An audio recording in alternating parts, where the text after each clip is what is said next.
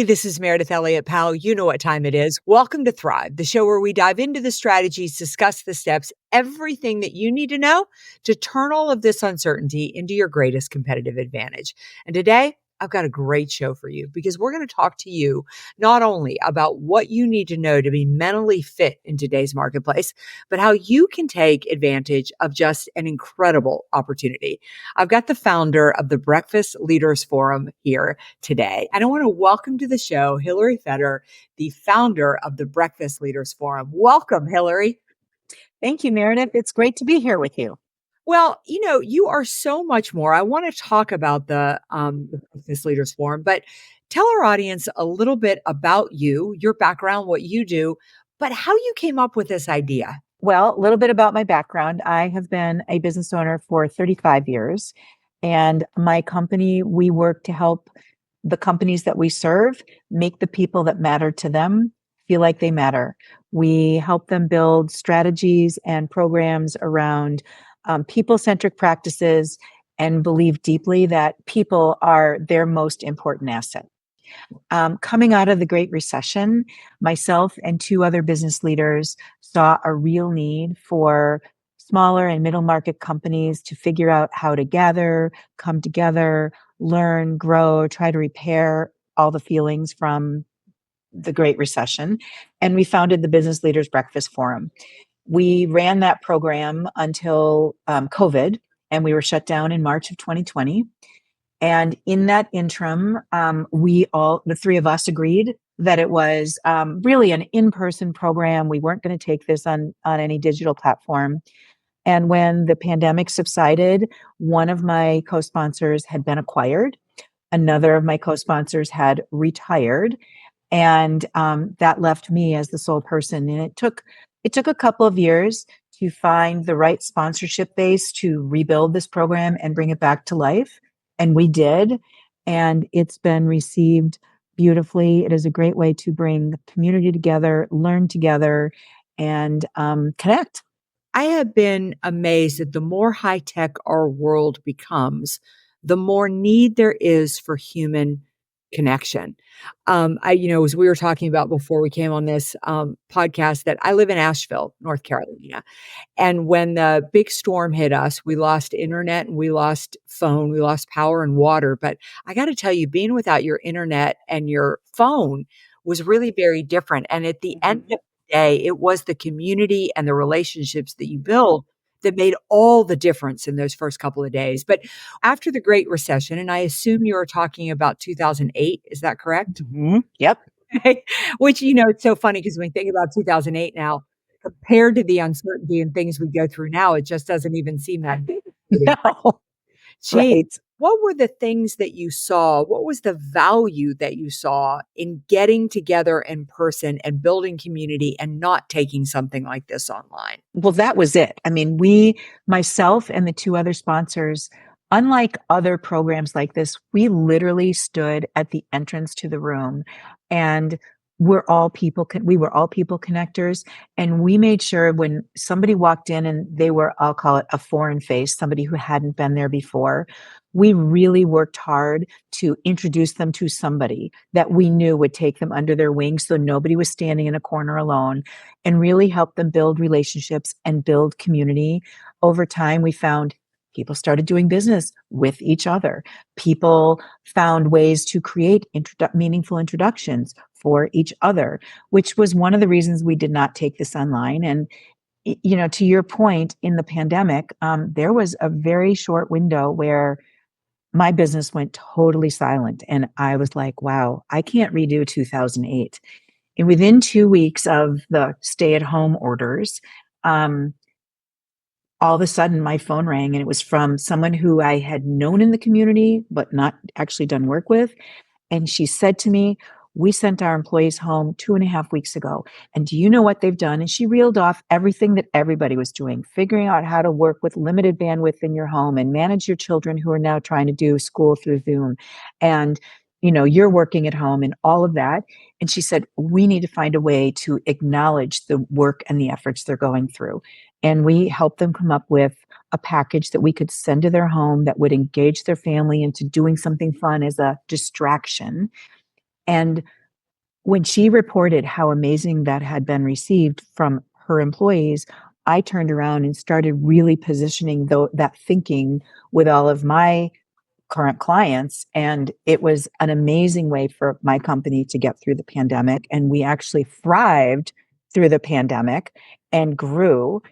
And I had people asking us, it took a little bit to be able to reformat this program without my other sponsors and find the right partners. And today I believe this program is poised to thrive, in part because of people like you who are open to really coming and serving, and creating value at a networking program and at a learning program. Tell us what happens at the forum. I mean, how do you structure it? It's held in the morning, and this year, Okay. the one we've got coming up is October 31st. Tell us all the Correct. details. So it's October 31st. It's at the Center for the Arts in Hopkins, which is a beautiful theater facility, which gives us really great audio and video. So our speakers have an amazing platform to speak from. Our main audience is middle market size organizations across all disciplines, from financial services to manufacturing to tech. And we've really worked to make the programs broad enough that whether you're the senior leader, CEO, you're a middle manager, you're an individual contributor, there is something there for everybody in every one of these programs that we're putting on. Arrival, there's a period to both nosh on breakfast snacks and network. We all will go into the theater and Meredith will present for about 90 minutes. We'll have time for a nice amount of Q&A, and then we'll be doing a book signing following. And I have invited everybody that's attending to think about staying in Hopkins for lunch. There are a lot of independent business owners, restaurants in Hopkins, and take the team that you brought with you and go break bread together. Nice. It's interesting that you're saying this week I've had a couple of opportunities to work with some clients, and with both clients, I ended up having dinner with them. And you get caught up and you think, I just want to go back to my hotel room and I want to work or Right. I want to do something like that. And I thought, how much more connected I was to those clients, because I had spent time in conversation that had nothing to do with business, that had nothing to do with, the project we were doing that day, but just taking that time to build that relationship. And from that, I'm sure I'm going to see a lot more work. Since you have brought this back, I know that you did one session with Sam Richter and Victor Antonio, where you Yep. covered AI and IT and just really what the future landscape. But I'm going to be your speaker on October 31st. Yes. Super excited. And we're going to talk about mentally fit, getting the team really, really fit for the changing environment that we're living in today. What attracted you to that subject, and why did you think that would be of value to your audience? I'm a very thoughtful and analytical person. And following the presentation from Sam and Victor, I connected with all of our sponsors and, to kind of do a download on how that went.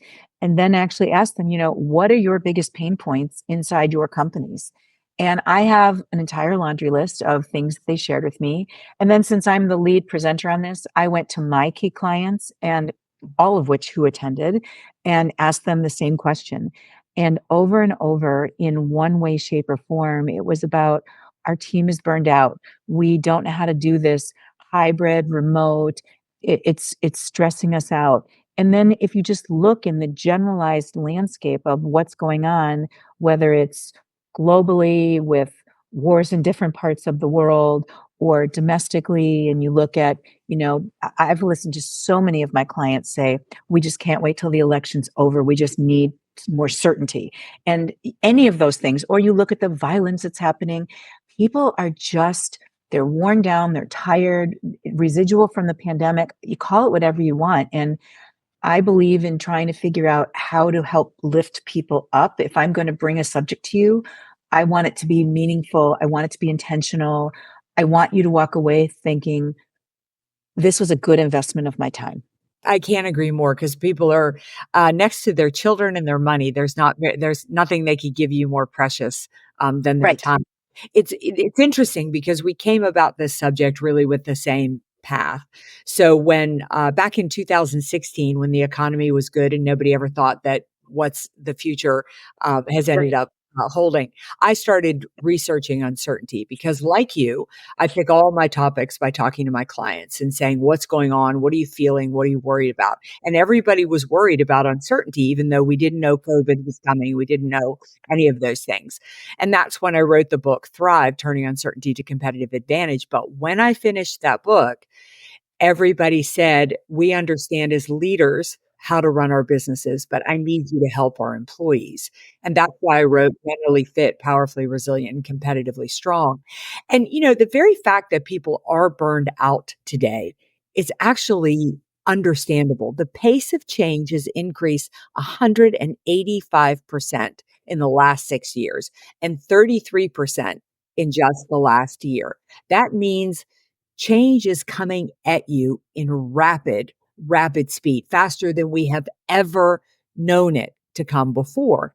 And the challenge and what we're going to really dive into in this presentation is, as a leader, you have to prepare and train and develop your team to perform in a very different atmosphere and environment than they have ever performed in before. I think this is one of the most crucial subjects that companies need to be paying attention to, because just keeping up with the pace of change at an executive level is not enough. You need Mhm. every member of the team in shape, excited, and motivated, not only to accept change, but to actually start to drive change in the organization. And I think that's one of the biggest shifts that you're going to gain from this presentation, is that we're not only going to talk about how the world is changing, you are literally going to walk out of there with a tool set armed with exactly the strategy of how you need to lead in today's world, so that people not only are dealing better with the change, but they're excited and motivated. And if you can get your team excited and motivated, you are going to be the company that wins. Hillary, I can't do anything about the pace of change. I can't slow it down. I can't make it whatever. But what I found was I could do, based on research, was give you the tools to thrive in it. I'm so looking forward to, because you are correct. I mean, change, it feels like a tornado. It's just getting faster and faster and faster. And um, I don't think we as humans have been programmed We're to not. work in that way. So figuring out how to manage and feel healthy, right?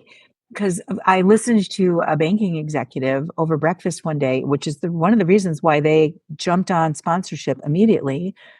He said, I started today at 8, and she listed off every single meeting, and some were in person and some were Zoom, and the amount of transit time that she did or didn't have between these meetings, and then trying to actually get her other work done that wasn't face-to-face meetings.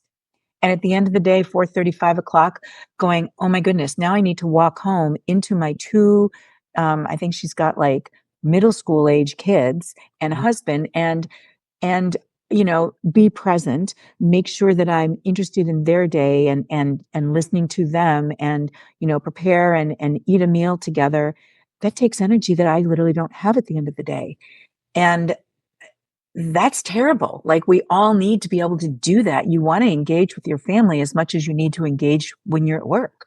Right, exactly. And I think that we have not been built to take on the pace of change. In fact, the research shows that we're built, when the pace of change increases, to hold on more tightly to try to stop the pace of change. So imagine you're a business owner, you're a leader, and you've embraced the fact that you have to change. If you don't change, you're not going to be here, because that's the truth. I mean, I'm a strategic Mhm.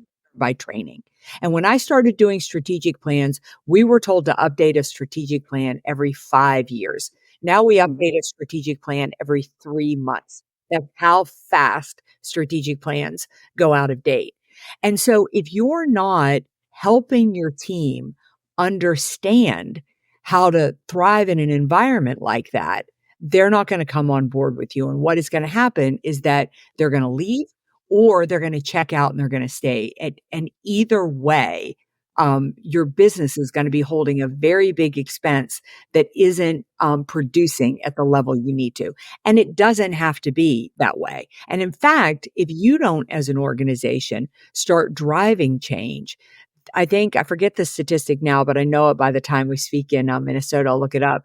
But the number of Fortune 500 companies that are not expected to be here sometime in the next 8 to 10 years, if they don't shift how they're thinking about integrating change into their organization. I totally hear you. I actually was working yesterday with one of our clients that were working on a fairly large employee engagement initiative. And the number of people where I was doing a one-to-one interview segments with them, and in an effort to be able to put together a composite report for the leader that hired me. And the number of people that talked about the level of disorganization inside the company, the amount of overwork that they have. And when I asked them, well, why are you still here? And the answer was, well, it's been comfortable. And I'm like, well, are you planning to stay? And most of them wouldn't even answer me. So, I mean, attrition costs a company money. So you need to figure this out to create an environment where people want to be and the work experience matters to them. They will thrive. And if you thrive at work, and then, you can figure out how to take that toolkit that you're going to provide us and then even figure out how to make it work at home. I'm sure there's universalness to being able to use it. You'll just be a much happier person. Well, I mean, I love the fact that you said it's going to be universal, because it is. I mean, when I wrote the book Thrive, which was the first book, which was the strategy on how to grow your business in the face of uncertainty, I finished the book. I had it all set to send to my publisher, and then it occurred to me that the Great Depression did not end at 5 o'clock. That these people still went home and dealt with all this uncertainty in Right. personal lives, and that's really what led to Mentally Fit. Because I think what leaders need to understand today is you may be looking at people and saying, you've got to handle this change at work, but you've got to understand they're handling just as much change at home. Mm-hmm. And they're exhausted before they ever come through the door. And if you don't learn to lead them in a different manner, then you're going to burn them out. They're going to quit, or they're not going to be as productive as they need to. The other is the reason I say that uncertainty is a competitive advantage is because I really, Hillary, feel very sorry for anybody who isn't coming to this breakfast, because I feel like what we're doing is giving you the golden key to growth. Because most leaders say, I have no idea how to manage uncertainty and how to manage this pace of change. And if you can be the leader who knows how to do it, and I'm going to give you all of those tools, based on years of research that I have done, then you are going to be the leader that is going to walk out the door with a plan and a strategy and a level of confidence that you've got this. And you're not only going to be in a better position to lead your employees, but employees that are leaving other organizations are going to come your way because they're going to want to work for a leader who understands how to do that. And if you are frontline personnel joining us, then you're going to walk out of there with the strategy as well. And it's just as effective to use it in your business as it is to work at dealing with a 2-year-old that you have no idea what is coming at you next. I put the registration link up here. Tell us who's welcome. Tell us how that works. As far as I'm concerned, everybody's welcome to attend. And you have the registration link. And if you use code AH25 when you are registering, your registration will be $25 instead of $50. And I'm happy to have everybody use that code. My goal is to pack this room and have the most amount of people walking out going, this is the best 3 hours I have spent in a long time. And the amount of tools and tool sets that I have, they're practical, they're functional. I will be able to make this work. Well, that's good, because we share the same goal. I often say to people that I feel like I'm on a mission in life, and my mission is to get people to understand that uncertainty always leads to opportunity if you have the right strategy behind it. And that's where I've really dedicated my career to figuring out and studying those who use constant disruption to create growth and a more peaceful lifestyle. And we're going to talk all of that and so much more. I do want to talk about the fact just before we wrap it up, and I know we're about at time, that that so often that this can be thought about as a fluff subject, that it's Mhm. soft. And I want to address the fact that the money is made in the soft. Everybody can do the hard skills. But when the rubber meets the road, when the margins get skinny, when the bottom line gets competitive, how you increase is through inspiring and fully engaging a team. And everything about this marketplace is different. Everything about it. We are dealing with a higher pace of change. We are dealing with global uncertainty. We are dealing with, I was with a client yesterday and we were talking about how much disruption could happen that's 100% out of their control. The Yep. one thing you can control in this environment is the level to which the people around you engage, they care, and they're committed. And if you attend with us on October 31st, you meet us at this event, you're going to walk out of there not only with a different mindset on uncertainty, but with a plan and a strategy to really, really make it happen. I am confident of that, which is why I really dug in deep to make sure that this was what I was bringing to the community. And I'm so grateful to have you be our presenter. Your energy, your passion around this equals my passion around, people-centric activities and creating people who are healthy and happy on so many levels. Oh, good. Well, we are excited. We will see you October 31st. The event location again, Hillary? Hopkins Center for the Arts, downtown Hopkins, Minnesota. All right. We will put the registration link in the notes. Follow Hillary on LinkedIn. Follow me. You'll see so much about this event. We want you to join us because we want you to get the tools. We want you to get the secrets and we want you to get the strategies that you need to turn all of this uncertainty into your greatest competitive advantage. We'll see you October 31st. And together, we're going to turn uncertainty into your greatest opportunity. We'll see you there.